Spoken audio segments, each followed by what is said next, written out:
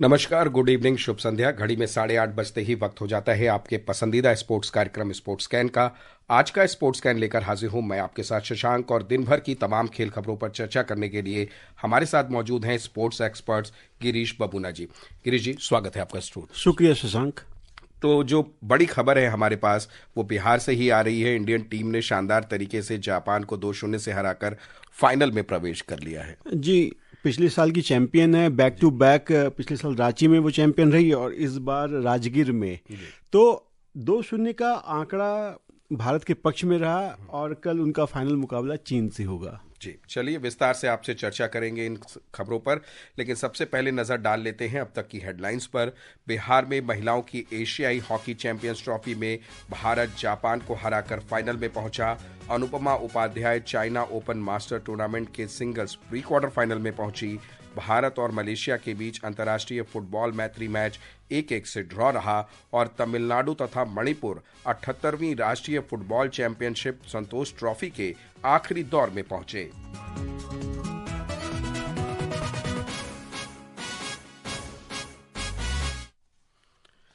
तो शुरुआत हॉकी से ही करते हैं। बिहार में महिलाओं की एशियाई हॉकी चैंपियंस ट्रॉफी में भारत फाइनल में पहुंच गया है। दूसरे सेमीफाइनल में भारत ने जापान को 2-0 से हराया।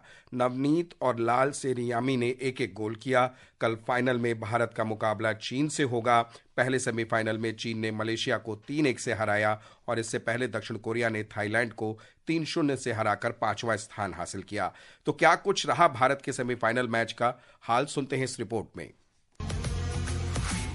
पहले 3 क्वार्टर में दर्जन भर से अधिक पेनल्टी कॉर्नर गंवाने के बाद भारत ने आखिरी क्वार्टर में 2 गोल करके जापान को हराकर फाइनल में प्रवेश किया। पहले 3 क्वार्टर गोल रहित रहने के बाद चौथे क्वार्टर के दूसरे मिनट में दीपिका को जापानी डिफेंडर द्वारा बाधा पहुंचाए जाने पर भारत को पेनल्टी स्ट्रोक मिला, जिसे नवनीत ने आसानी से गोल में बदला। आखिरी सीटी बजने से 5 मिनट पहले सुनेलिटा से दाहिने फ्लैंक से मिले सटीक पास को गोल में बदलकर लाल रेमिसियामी ने दर्शकों को उत्साह से भर दिया। जापान को मैच का एकमात्र पेनल्टी कॉर्नर 59वें मिनट में मिला, जिसे भारतीय गोलकीपर बीछू देवी ने गोल में नहीं बदलने दिया। मैच में पहले 2 क्वार्टर में भारतीय टीम को 9 पेनल्टी कॉर्नर मिले और 13 बार टीम जापानी सर्कल में भी घुसी, लेकिन गोल नहीं हो सका। गेंद पर नियंत्रण के मामले में भी भारतीय टीम आगे रही, लेकिन फिनिशिंग तक नहीं ले जा पाने से डगआउट के पास खड़े कोच की हताशा साफ नजर आ रही थी। आखिरी ग्रुप मैच में जापान को 3-0 से हराने वाली भारतीय टीम को पूरे मैच में 16 पेनल्टी कॉर्नर मिले, लेकिन एक पर भी गोल नहीं हो सका। ऐसे में चीन के साथ कल होने वाले फाइनल से पहले कोच हरेंद्र सिंह के लिए ये चिंता का सबब होगा। Neha Goswami, sports scan. तो चिंताओं पे हम चर्चा करेंगे, लेकिन इससे पहले जरा सुन लेते हैं कि कप्तान सलीमा टेटे ने मैच जीतने के बाद क्या कहा।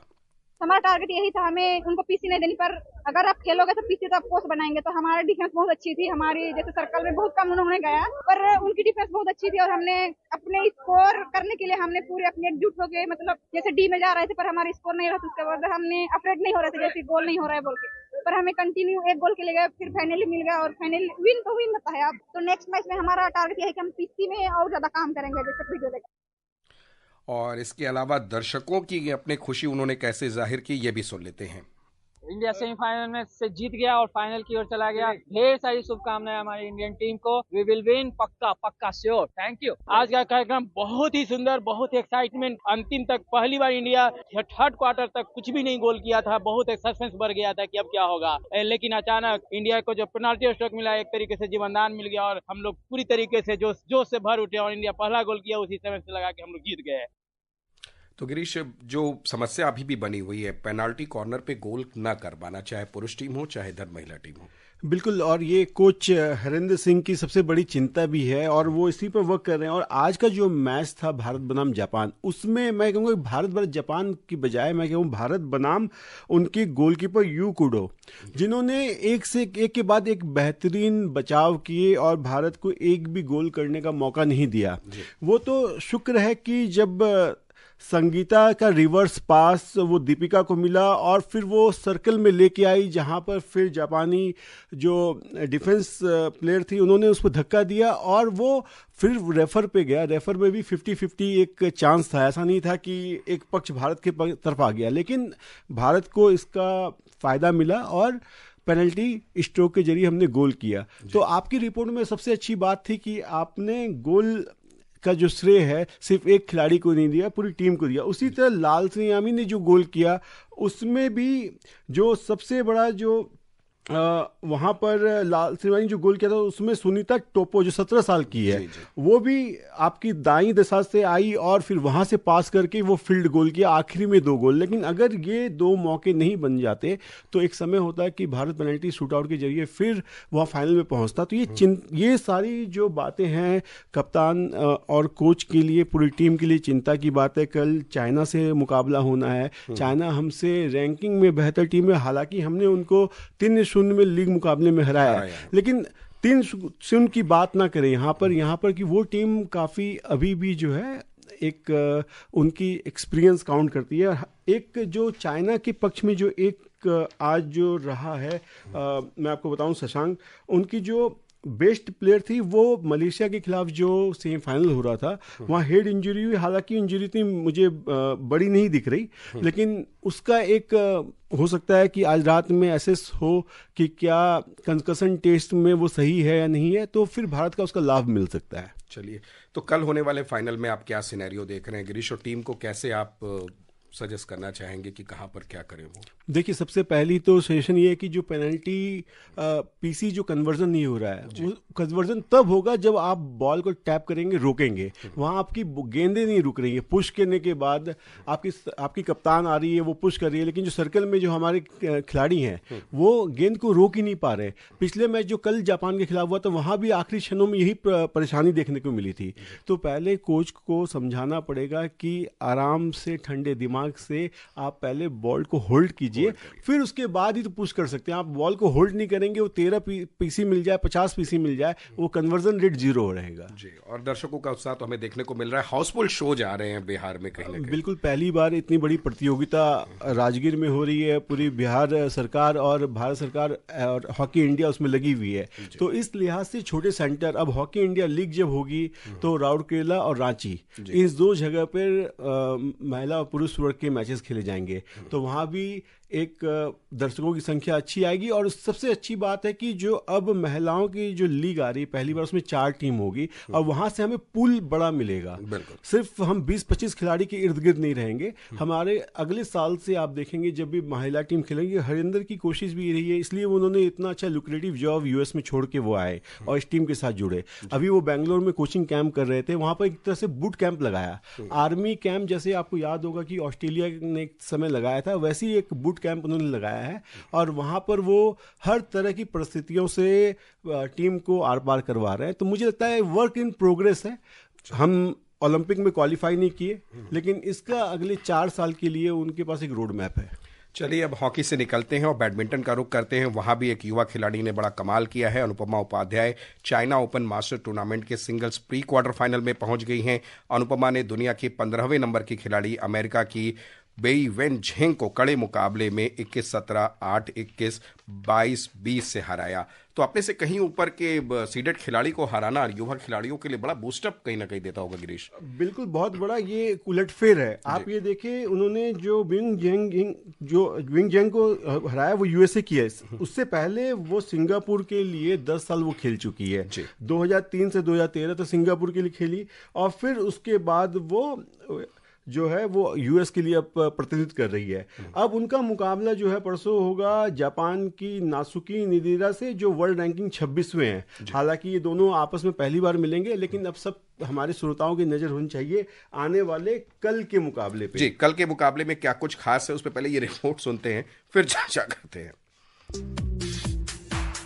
लंबे समय से किताब की तलाश कर रहे भारतीय खिलाड़ी इस टूर्नामेंट में जीत दर्ज करने के इरादे से कोर्ट पर उतरेंगे। भारत की शीर्ष डबल्स टीम सात्विक साईराज, रिंकी रेड्डी और चिराग शेट्टी इस सुपर 750 बैडमिंटन टूर्नामेंट के जरिए वापसी करेगी। दुनिया की पूर्व नंबर 1 टीम के सदस्य सात्विक कंधे की चोट के कारण पेरिस ओलंपिक के बाद से प्रतिस्पर्धा से दूर हैं। दोनों आर्कटिक ओपन, डेनमार्क ओपन और चाइना ओपन नहीं खेल सके थे। पिछली बार उप विजेता रहे सात्विक और चिराग कल पहले दौर में चीनी ताइपे के यांग पोस्टवान और ली जे हुई से खेलेंगे। वहीं पी पीवी सिंधु और लक्ष्य सेन खराब फॉर्म से उबरकर जीत की राह पर लौटना चाहेंगे। अगस्त में पेरिस ओलंपिक के बाद दोनों ने लंबा ब्रेक लिया था, लेकिन खोया फॉर्म हासिल नहीं कर सके। पेरिस ओलंपिक में सेमीफाइनल में हारने के बाद लक्ष्य आर्किटेक्ट सुपर 500 और डेनमार्क ओपन में जल्दी हार गए। इसके बाद कुमामोतो मास्टर्स जापान में पहले ही दौर में बाहर हो गए। लक्ष्य कल पहले दौर में मलेशिया के 7वीं वरीयता प्राप्त ली जी जिया से खेलेंगे। सिंधु पहले दौर में थाईलैंड की सुपनिदा कैटथोंग से खेलेंगी। महिला डबल्स में गायत्री गोपीचंद और त्रिशा जॉली का सामना चीन की दूसरी वरीयता प्राप्त जोड़ी लियू सेंग सू और तान निंग से होगा। Shakti Singh, sports scan. तो यहाँ पे हमें लक्ष्य भी दिखेंगे, सिंधु भी दिखेंगी और हमारी डबल्स की जबरदस्त जोड़ी भी रहेगी। तो लक्ष्य सेन ली जिया के साथ खेलेंगे जो मलेशिया के हैं। और अपने श्रोताओं को याद करा दे शशांक कि वो ली जिया वही खिलाड़ी है जो पेरिस ओलंपिक में लक्ष्य सेन को ब्रॉन्ज मेडल पे रोक दिया था। विक्टर एक्सेल सेन से वो सेमीफाइनल में हार गए थे और उधर फिर उनके पास एक मौका था ब्रॉन्ज मेडल जीतने का, और इस बार भारत कोई भी मेडल बैडमिंटन में नहीं जीत पाया।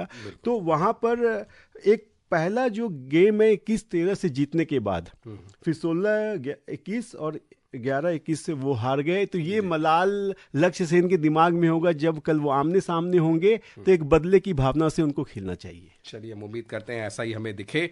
और फुटबॉल की ओर रुख करें तो भारत और मलेशिया के बीच कल हैदराबाद में अंतर्राष्ट्रीय फुटबॉल मैत्री मैच जो है वो 1-1 से ड्रॉ रहा। सुनते हैं ये रिपोर्ट।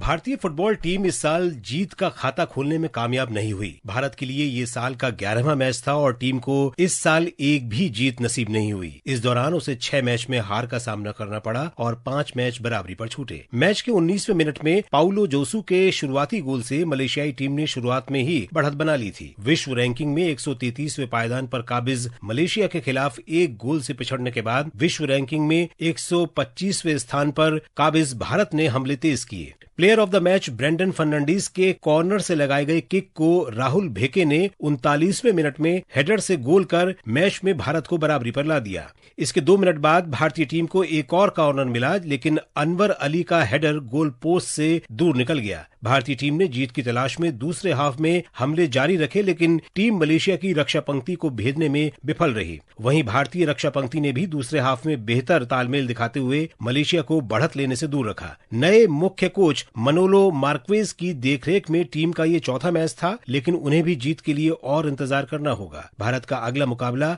मार्च 2025 में होने वाले 2027 एशियाई कप क्वालिफायर में होगा। Vishal Sharma, sports scan.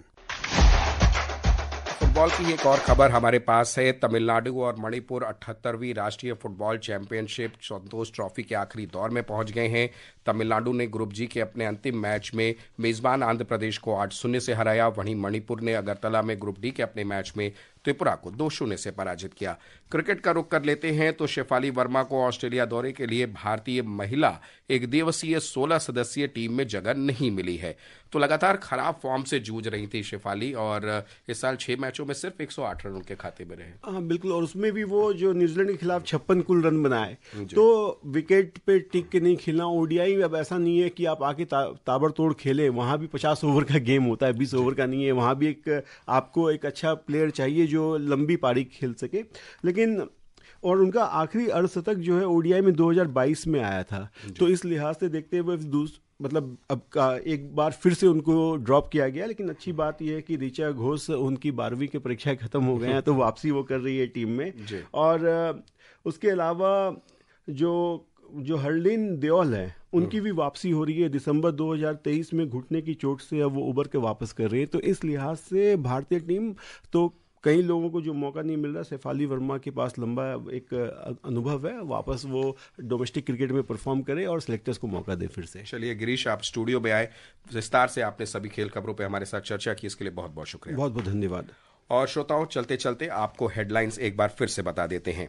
बिहार में महिलाओं की एशियाई हॉकी चैंपियंस ट्रॉफी में भारत जापान को हराकर फाइनल में पहुंचा। Anupama Upadhyay China Open Masters tournament के सिंगल्स प्री क्वार्टर फाइनल में पहुंची। भारत और मलेशिया के बीच अंतर्राष्ट्रीय फुटबॉल मैत्री मैच 1-1 से ड्रॉ रहा। और तमिलनाडु तथा मणिपुर 78वीं राष्ट्रीय फुटबॉल चैंपियनशिप संतोष ट्रॉफी के आखिरी दौर में पहुंचे। तो फिलहाल शशांक और स्पोर्ट्स कैन की पूरी टीम को बने दीजिए अनुमति। आप बने रहिए FM गोल्ड पर। गुड नाइट, शुभ रात्रि।